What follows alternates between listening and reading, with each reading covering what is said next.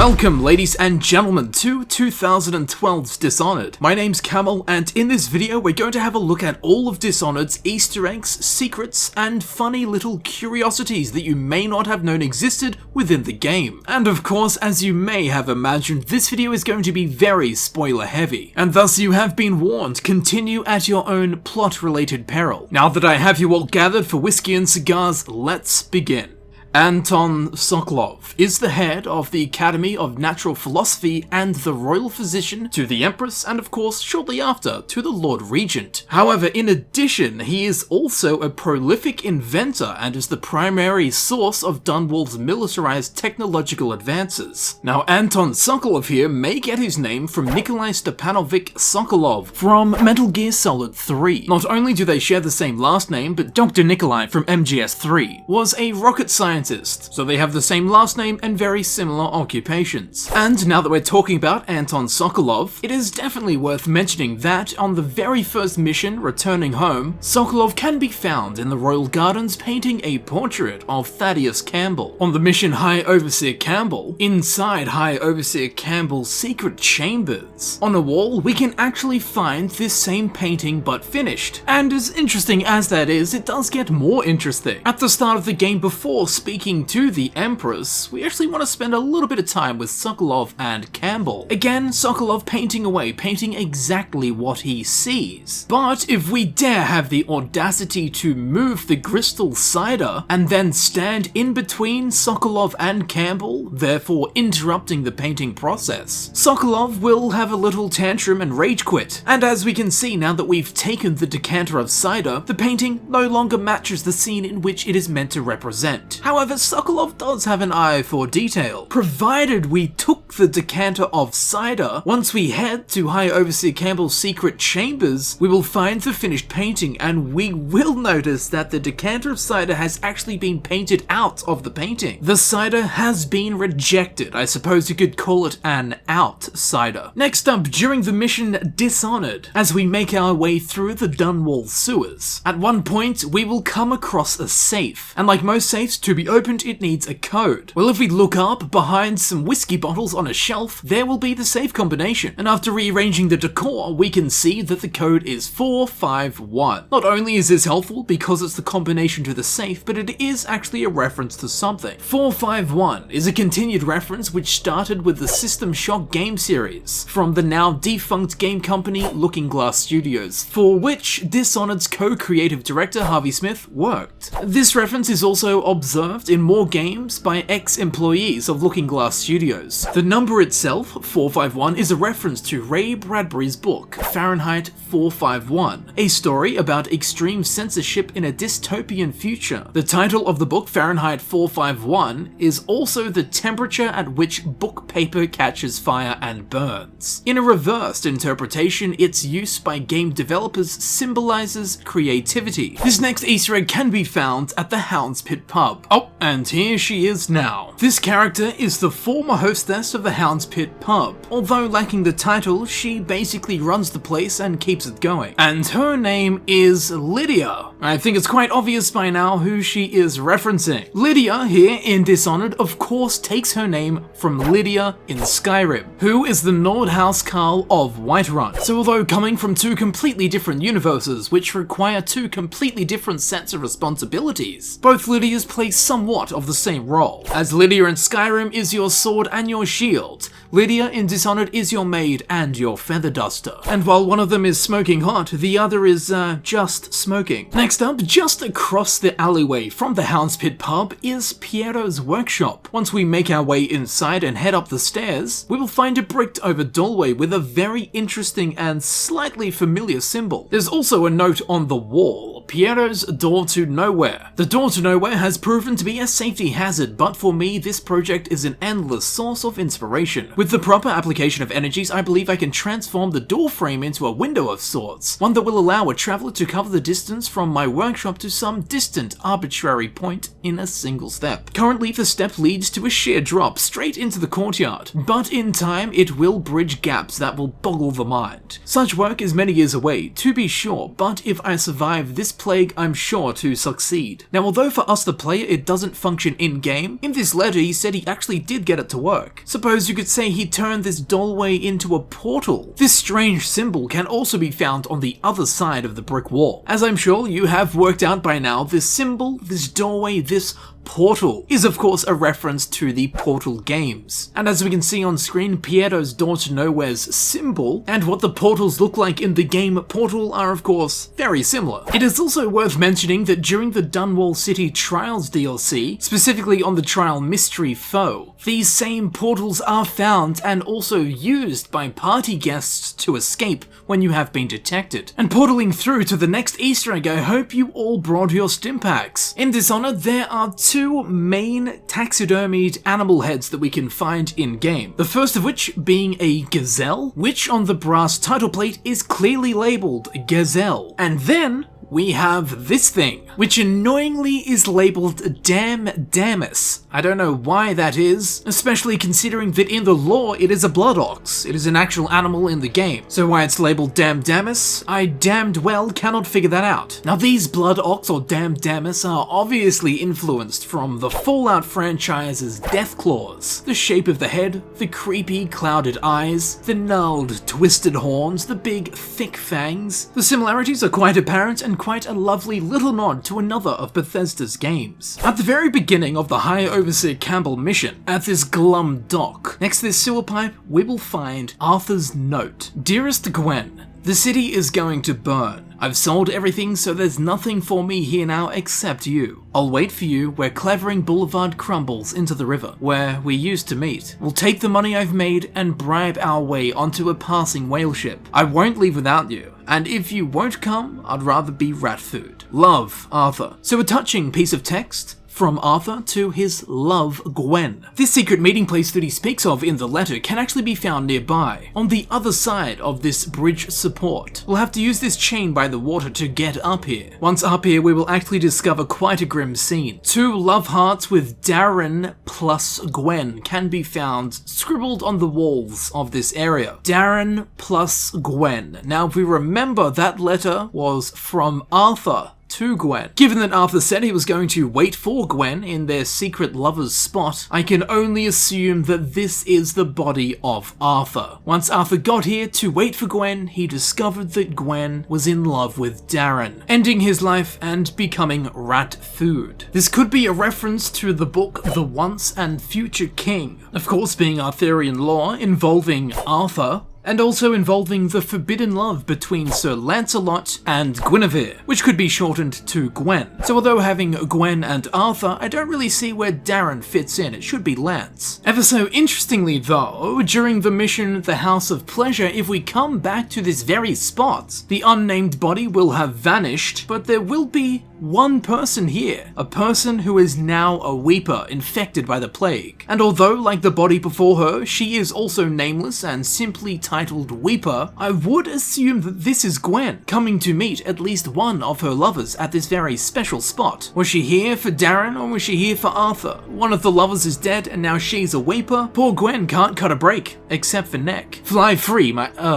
never mind, at least that went swimmingly. On the same mission, if we pay Granny Rags a visit, she will have a little job for us. She will also continuously mention her dear little birdies. Once we get rid of her unwanted guests, she will say this. Now run off. My baby birdies are hungry. So precious. If you try and follow her to her birdies, Get out. she gets pretty aggro. She will then tell us to shut the door and not to peek. So of course, what we want to do is peek through the keyhole. She'll begin calling her little birdies. Where did my birdies go? And there they are. Her sweet little birdies are in fact plague rats. So although they are hated throughout the entire kingdom, Granny Rags' house is a safe skaven for plague rats. On John Clavering Boulevard, we'll find this building, the offices of Dr. Galvani, as is made quite apparent by the brass plate. According to the game lore, Galvani is on a short holiday out of the city, but although we don't get to see him in-game, it is made quite apparent that he is a scientist of some sort. Again, according to game lore, he is specifically a vivisectionist, which in layman terms just means that he's a type of biologist. This is further backed up by all of the scientific and biological displays and equipment found around Galvani's offices. Now, Galvani in Dishonored bears the same name as the real-life famous Italian doctor, Luigi Galvani. He was an Italian physician, physicist, biologist, and philosopher who discovered animal electricity. He's recognized as the pioneer of bioelectromagnetics. So it is quite obvious that Galvani in-game has taken his name from the real-life Galvani. Inside the office of the High Overseer, we will find urns on display. These urns contain the remains of previous High Overseers and High Oracles. The level designer, Rich Wilson, who created this beautiful scene right here, he named most of the High Overseers after other level designers from BioShock 2, as Rich himself had worked on BioShock 2 as a level designer. Also, if you take the time to read them, most of the High Overseers had very ironic deaths. And although not being too ironic, High Overseer Benjamin Holger does have a notable death. When we read the brass plate, High Overseer Benjamin Holger, his words will drive us ever onward. Founder of the Order, Root, Reform, and Tradition. Knife driven through his eye during the Siege of White Cliff. A knife driven through his eye. And although that sounds painful, it's not particularly special, until we head to High Overseer Campbell's secret chambers. Next to the entrance, there is a bust of High Overseer Benjamin Holger, and to open the secret chamber's door, we need to push the button that is the bust's eye. So the fact that it's a bust of Benjamin Holger and the button is his eye is most certainly a reference to the way in which Benjamin Holger died, a knife to the eye. As if being stabbed in the eye wasn't enough, now he can be poked in the eye forevermore. Once again, during the mission High Overseer Campbell, if we choose the non-lethal route, High Overseer Campbell will be marked by the Heretic's brand, which makes him quite easy to recognize now that he has this scarred up face. Although dealt with, this is not the last time we will see High Overseer Campbell. 5 missions later, during the Flooded District, if you so choose to go and retrieve your equipment, High Overseer Campbell can actually be found wandering around. Shortly after finding him, he will of course find us. Now, although at this point he does not have the name High Overseer Campbell anymore, he is simply called a Weeper. But there is no mistaking that face, that Heretic's brand, living out his last days as a branded Heretic Weeper. Perhaps simply killing him would have been kinder. Now, once we exit the High Overseer's offices, we'll make our way onto the rooftops. But if we take a second to stop and look up towards the moon, those with a keen eye will spot something very suspicious. A humanoid silhouette looking down upon us that will quickly blink away if we sharpen our gaze. Now, we can actually get behind it and take a close look with our zooming lens. This reveals that it is in fact a dummy. No, not a dope, but a practice dummy. There is, however, a point at which we will hit its line of sight and it will blink away. Quite mysterious indeed, for whatever it is and whatever this dummy is meant to represent has either been marked by the outsider or has had the outsider's gifts given to them by someone who is marked. And although I suppose it's kind of open to speculation, apparently it has been confirmed that this figure is in fact a whaler, one of Dowd's men, who had been sent to keep an eye on Corvo. Now, in Dishonored, there is a place called the Golden Cat. It is a brothel. But before heading there, at the Hound's Pit pub, we can find Piero, the inventor, talking to Callista, and he says some interesting and suspicious things. I know the Golden Cat, not as a patron, mind you. I designed some specialized devices for them. I kept the blueprints, if anyone is curious. Don't. I brought you tea as a courtesy to a colleague. I won't make that mistake in the future. I'm sorry, I only thought... Never mind what I thought. Thank you for the tea. I have to get back to the Admiral. He has news for me. So he made some special devices for a brothel. I mean, I was getting some sus vibes, and now I know why.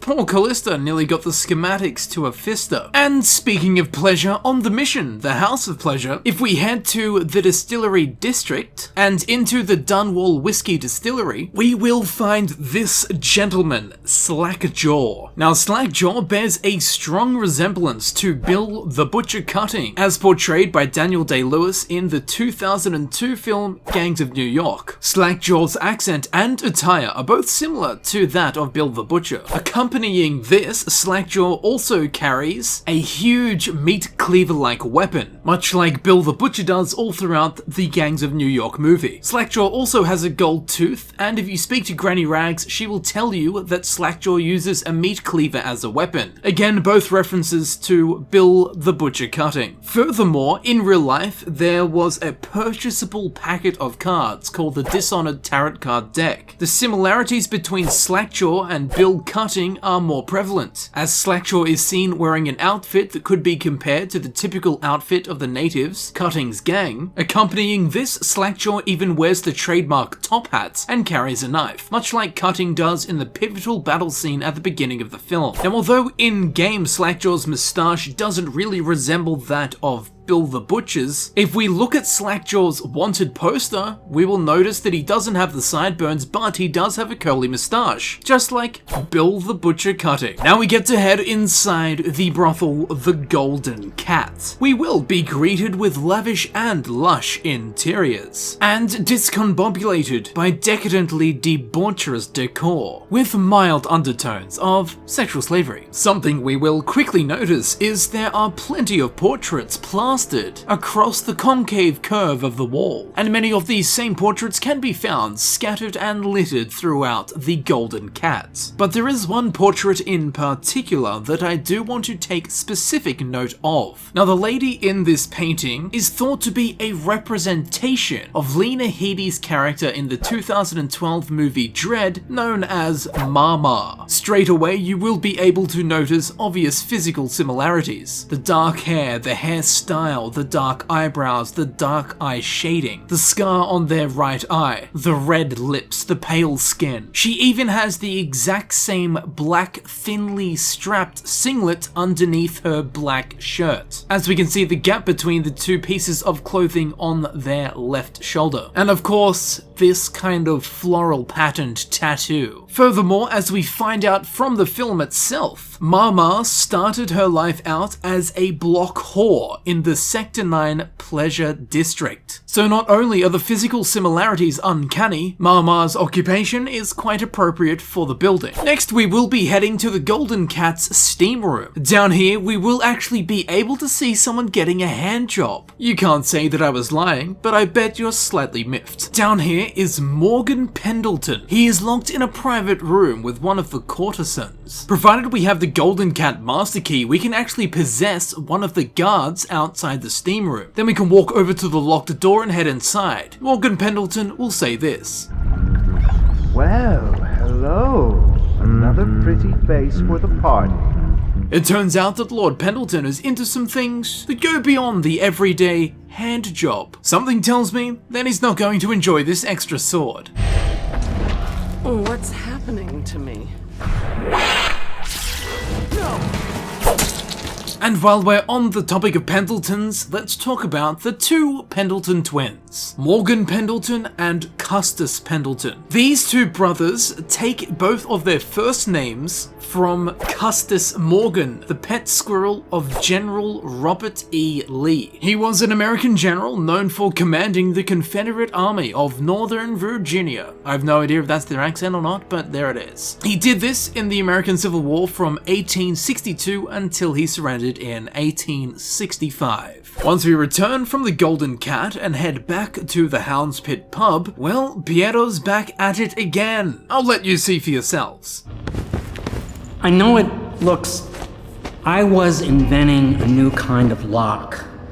The tumblers shaped like snowflakes. The truth is, there is no snowflake lock. I was just, looking through the lock. Well, I suppose we better check he was telling the truth about spying. And yes, indeed, he was spying on Callista bathing. First the special contraption from the Golden Cat, and now she can't even take a bath in peace. Poor Callista. Suppose we better check if she's okay. Can't you see I'm about to bathe? Corvo, under other circumstances, I assure you I might welcome your advances. But rats, plague, and tyranny have a way of killing the mood. This damn plague cock-blocking Corvo. And of course, you can try and jump in the bath, and this will end the game immediately, as the Loyalist conspiracy is dissolved due to irreconcilable hostilities. So it's definitely time to pull the plug on this mission. So now we're going to be moving on to a mission called Lady Boyle's Last Party. First of all, we're going to inspect the mission's influences, as this mission mostly takes place inside the Boyle estate. First of all, you are stunned and bedazzled by the incredibly ostentatious aesthetic of this entire level design. And secondly, you'll probably notice that everyone is wearing some kind of creepy ass mask. Firstly, this likely draws influence from The Mask of the Red Death, a story written by Edgar Allan Poe. In this story, there are nobles trying to avoid a deadly plague known as the Red Death, and these nobles hold a masquerade ball. Of course, the masquerade ball can be seen with the guests wearing masks in this level, and a deadly plague is a common theme throughout all of Dishonored. And secondly, I definitely get some muffled whiffs of Eyes Wide Shut, a film directed by Stanley Kubrick, in which a masked ball is held within an ultra-lavish manner, much like we see here in-game. These next three topics, although completely referenceless, are rather droll. Firstly, at the entrance to the estate, if we head into the guardhouse, we will find 2 guards, and on a table, we will find an apple. Be sure to eat the apple for a unique reaction. My apple! Who do you think you are? That guard sure is not happy that you just ate his apple. I suppose that you could say it was the apple of his eye. When arriving to the Boyle estate, one of the first things that you will notice are these huge lanterns hanging above the manor. Wouldn't they just be so fun to pop? Well, good news. Pull out your crossbow and ruin everyone's fun. For no reason whatsoever, the lanterns are destructible. Inside the Boyle estate, they have put on an extraordinary spread, which includes jelly. Once again, with no purpose whatsoever, the jellies are destructible. As with the lanterns, be sure to pull out your weapon and ruin everyone's fun.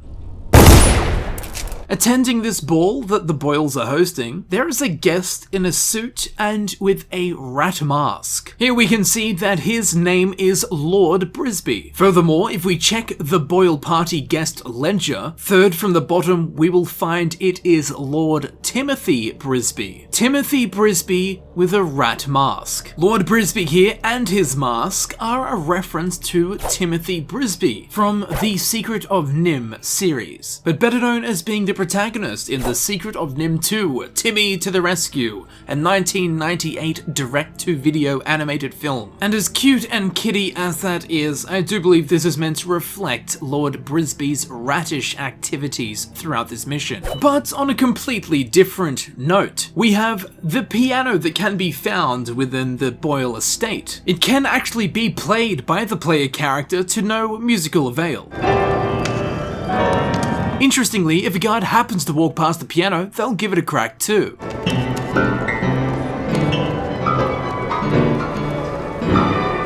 After discovering they have no musical talent whatsoever, they will swiftly head bark on duty. As we saw a minute ago, there is actually a Boyle party guest ledger with a list of all of the guests' names. And given that Corvo is undercover with the sole purpose of assassinating the host, it's not something you'll want to sign, but you can. And upon doing so, when we check the guest book, we can see at the very bottom, Corvo Atano. Given Corvo's a wanted man, that sure is likely to mess with someone's head, which it did. In the next mission, Return to the Tower, if we head to the Lord Regent's bedchambers, on his desk we will find a note. The purpose of this note is informing the Lord Regent that Lady Boyle has gone missing. Lord Regent, our search for the missing Lady Boyle continues with limited results. No one seems to know what happened to her, though there was a rumor circulating that she left the party by boat. It seems unlikely, but in any case, the witness in question saw nothing more, so even that lead went cold. Also, it's undoubtedly not worth your time, and I hesitate to even mention it, but apparently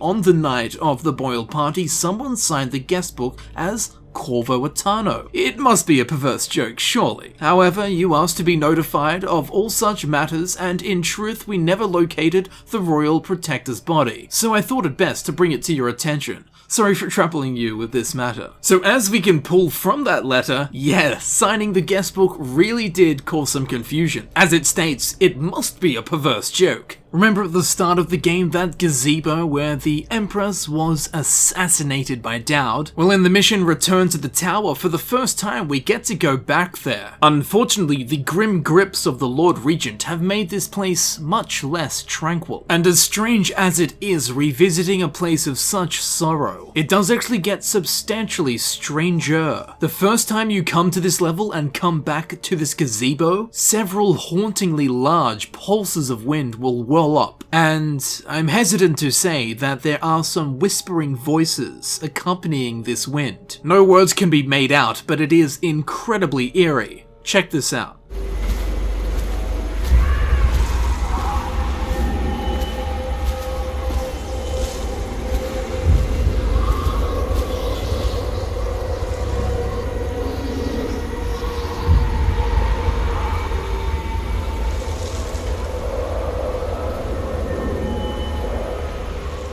Feel free to go back and listen to that as many times as you need to, because I swear to God there is some creepy whispering child noise. It's really, really unsettling. In Dishonored, although there are many lines of dialogue between guards, this particular one has become an iconic phrase among the Dishonored fanbase.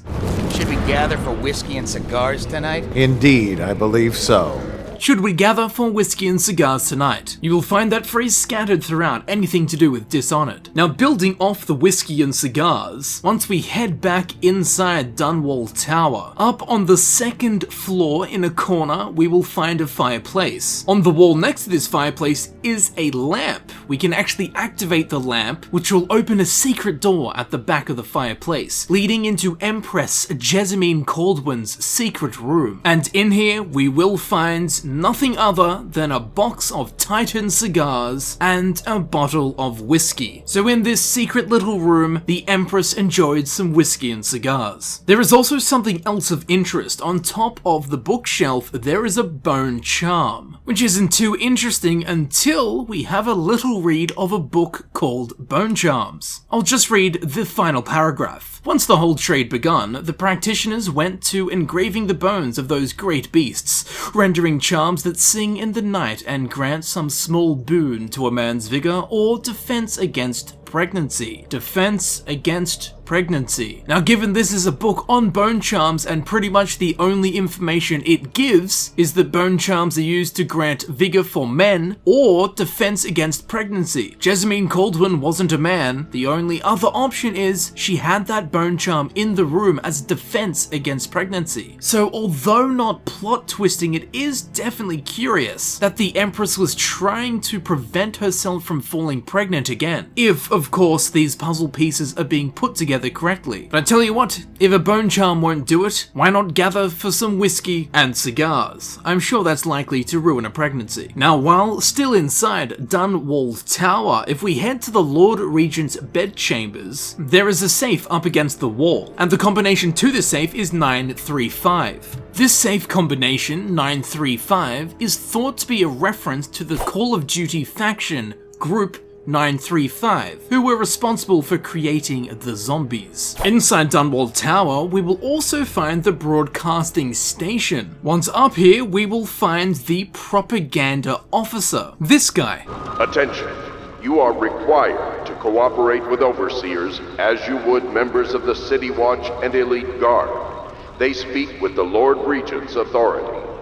The guy that appropriately spews propaganda throughout the city over the speakers. You may be sick of his voice and you can choose to kill him, and if you do, something interesting will happen. When you return to the Hound's Pit pub after finishing the Return to the Tower mission, before heading from the boat inside to the pub and talking to Havelock, if you spend some time in the surrounding area, you will hear this. Attention, Dunwall citizens. Please prepare for a temporary disruption in city government services. Remain alert for further details. So the propaganda officer has been replaced by a female propaganda officer. Although I do love it as a detail, I do find it a little bit strange that they would go to this effort when the only possible chance ever of hearing this is if you choose to kill the propaganda officer and then actively go out of your way to avoid finishing the mission, walk behind the pub, and then hear the propaganda officer. Unless you do that very specific and unlikely thing, you will never hear the female propaganda officer. And as strange as that is, it does get even stranger when you find out that the voice actor for the female propaganda officer is none other than Carrie Fisher, the beloved actress who most famously played Princess Leia in the Star Wars series. In terms of voice actors, on Dishonored, she probably has the biggest name out of any of them. It seems so strange that they would use the biggest name they have for something ultra minimal. During the flooded district mission, we will encounter several of Dowd's assassins. We will also encounter the Assassin's Blade, a weapon we can pick up at the start of the mission and is also the favored weapon, again, of Dowd's assassins, otherwise known as the Whalers. Now the sword they wield, this Assassin's Blade, may be based on the Indo-Persian Khyber knife. And the Assassin's Blade also shows a resemblance to the knife used by Philip K. Decker in the 1990 film Nightbreed, showing extreme similarities with the pattern on the blade towards the handle. It could be a reference, or it could be a stab in the dark. Inside the Chamber of Commerce building, which is now Dowd's hideout, we can find a whaler being trained. All the dialogue during this scene is taken directly from the opening tutorial of the game Thief. Thief being one of the pioneering games of the stealth genre, so of course it influenced Dishonored somewhat, and now it is receiving a nice long nod. Also inside Dowd's base, if we open up this door, jump onto this chain and head down 3 levels, we will find a letter to the director. So that's it, we're closing down after all these years, after we just unveiled the new statue of Jessamine Caldwin, a broken wall and some rising water, and we're just going to abandon the building and split up our officers into the lesser districts? Are you insane? Has your brain turned to playgrounds? Have you been drinking the outsider's piss? Any of these explanations I would expect sooner than the relocation assignments we all found on our desks this morning. If this is truly how you plan to operate as our director, then no, I will not accept my relocation orders. Consider this my resignation. Signed, Percival Cox, former Deputy Chairman, Rudshaw Chamber of Commerce. Now you may have caught that name at the end there, Percival Cox, which is the name of a character from the TV show Scrubs, better known as Dr. Perry Cox. This letter is also written in classic Dr. Perry Cox rant style. Now back at the Hound's Pit pub during the mission The Loyalists, if we head into Corvo's sleeping quarters, there will be a drawing on the wall done by Emily Caldwin. If you have up to this point played through the game on High Chaos, the drawing Emily does will be this one, which is of course the character you play, Corvo, with his iconic mask. However, if you play in Low Chaos up to this point, she will do a drawing of Corvo without his mask on. And now that we've passed the first trial of base game Easter eggs, let's move on to the Dunwall City trials only Easter egg. This can be found on a trial known as Burglar. A safe on one of the upper floors is surrounded by busts of Hiram Burrows. They're all sitting here just chilling, looking in the same direction. It's strange, I feel like I'm being watched in this room.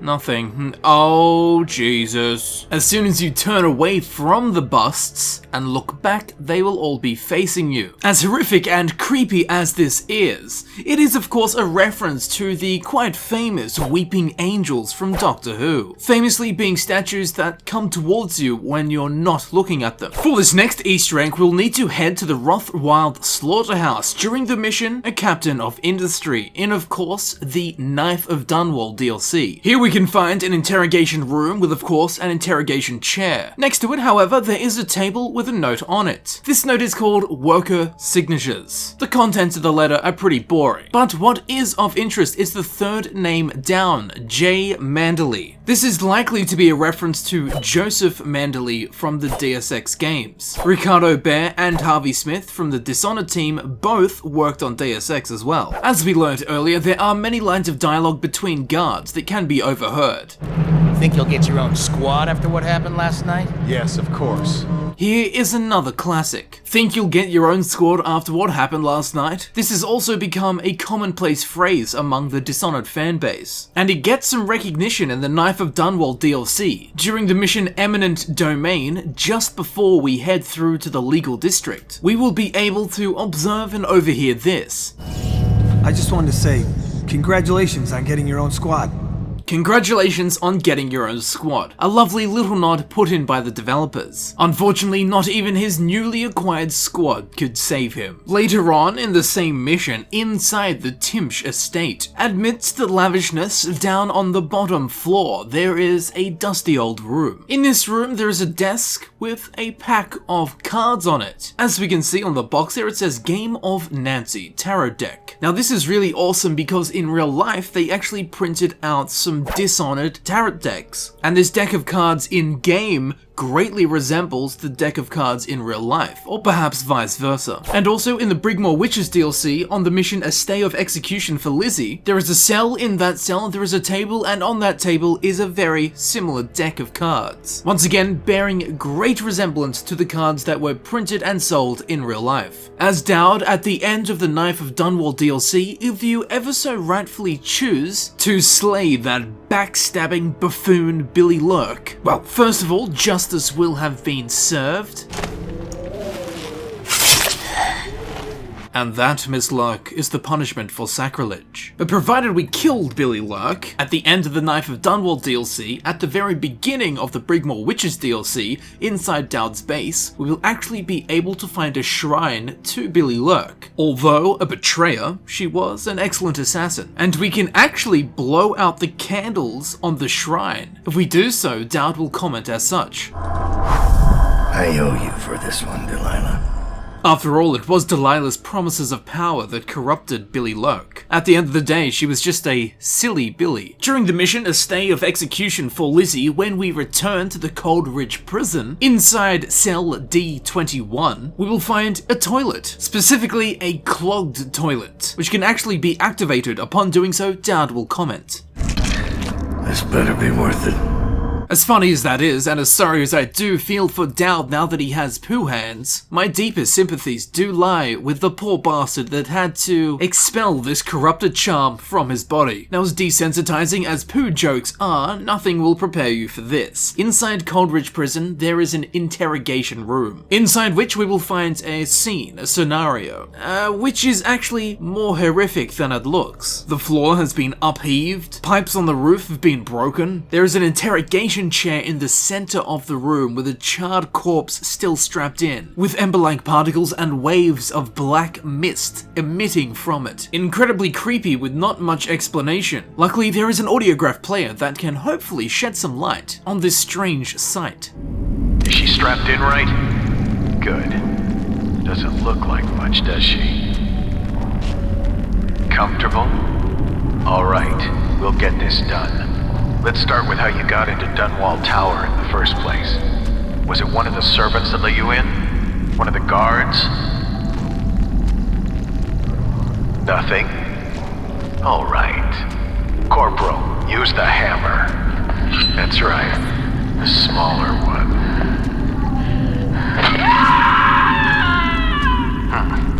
Can't really tell if she felt that. Don't want to break anything. Let's try again. How did you... Wait. You hear a kind of ringing in your ears? What's happening to her face? Is she going to... Oh no! Oh no! Shoot her! Shoot her! Shoot!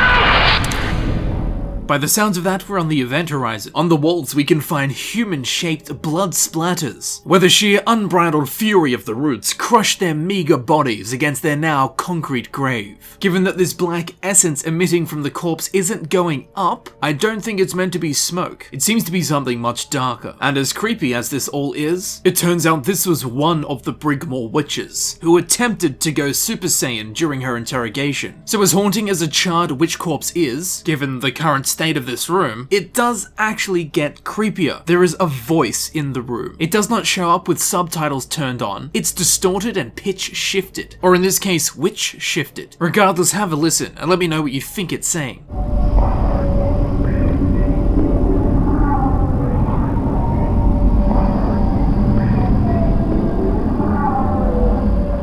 Feel free to go back and listen to that as many times as you need to, but I swear to God, it sounds like it's saying, I want to be a good boy. A burnt witch corpse saying that it wants to be a good boy. Much like the corpse, I have something to say, and that's see you later, mate. Now in the Brigmore Witches DLC, there is a character named Lizzie Stride, which is short for Elizabeth Stride. This character in-game, Lizzie Stride, takes her name from Jack the Ripper's third victim, Elizabeth Stride. Now in-game, Lizzie Stride has all of her teeth sharpened to a point at which they could rip. This could be an allusion to the fact that Elizabeth Stride in real life, Jack the Ripper's victim, was found with a row of her front teeth missing. But now Lizzie Stride in-game has her teeth and they can rip flesh, just like Jack. During the mission, the Dead Eels in the Brigmore Witches DLC, when we come out into the waterfront area, we can overhear two dead eels saying this. You ever get that creepy feeling of being watched? I've had that a bunch lately. Funny you ask that. I had this feeling of eyes on me. I looked up on the roof of that building over there and... There was a lady up there, right? I seen her too, just staring. Then she was... gone. In a wink. Yeah, we've seen the same thing. Should we tell the others about it? No. The others might think we're seeing things.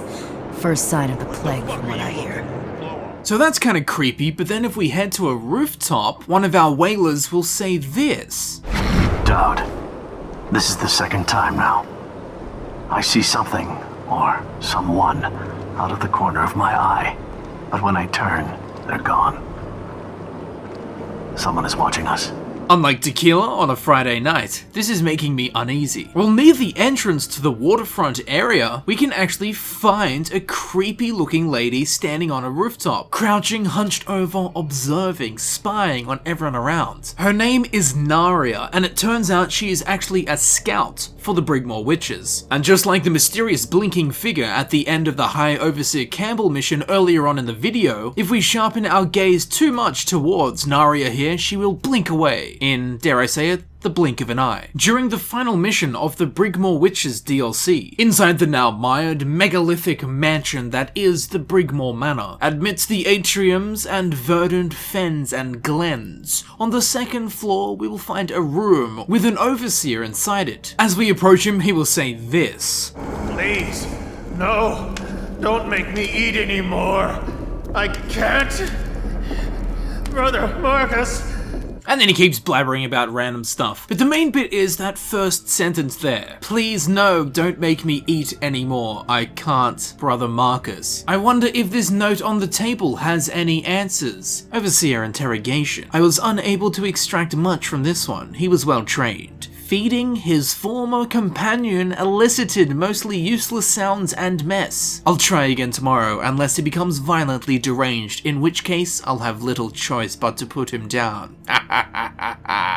So this poor bastard here, as part of his interrogation, was force-fed his friend. And to make it worse, he was a vegan too. It gets quite dirty when you realize there is bloodstained sheets everywhere, and you can also find the mutilated remains of human body parts, including a head. Not only is it disgusting, but it's unhygienic to leave meat unrefrigerated. The exterior of the Brigmore estate is quite naturally charming, with Eden-like overtones. Tucked away in a dark corner, however, there is a small graveyard and a crypt. The crypt has a door and can be entered if you so choose. To be honest, it's not up to you whatsoever. We're going into the crypt. In the corner, you may notice there is a statue of Delilah. As we can see, she is standing there as statues do, with her hands over her eyes. And then we try to pick up the bone charm.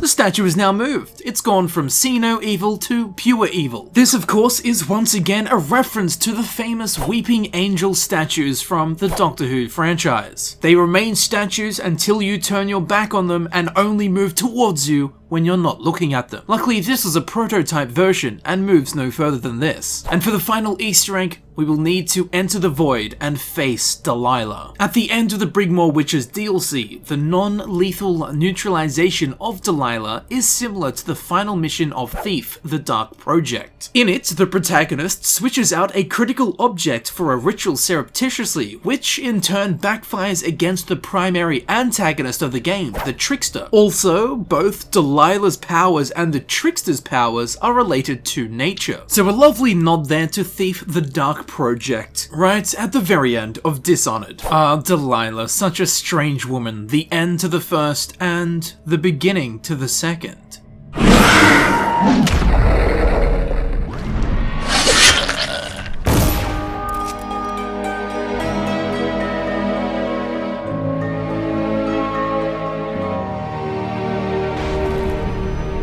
And there you have it, ladies and gentlemen, I've been Campbell, and this has been the Dishonored Easter eggs, secrets, and funny little curiosities that you may have missed. I do hope that you thoroughly enjoyed this video. If you did enjoy this video, please feel free to leave a like. It is encouraging for me and also lets me know that people enjoy these kind of videos. If you have any theories or pieces of information to add to any of the things covered in this video, of course be my guest and leave a comment letting us know your thoughts and findings. If you think you know someone who would enjoy this video, please feel free to share it with them. And if you yourself enjoyed this video and would like to see videos similar to this one in the future, please consider subscribing. It helps me know that people enjoy these kind of videos and in the long run will result in more of them. And as I'm sure you can see on screen, I do have links to the other Easter egg videos that I have created. There is also a link to the Easter eggs playlist where you can select the videos you wish to watch freely. The links will also be in the description. And with all of that said, once again, I've been Campbell, and I would like to thank you ever so much for checking out this video. So I'll see you very shortly when we gather for whiskey and cigars.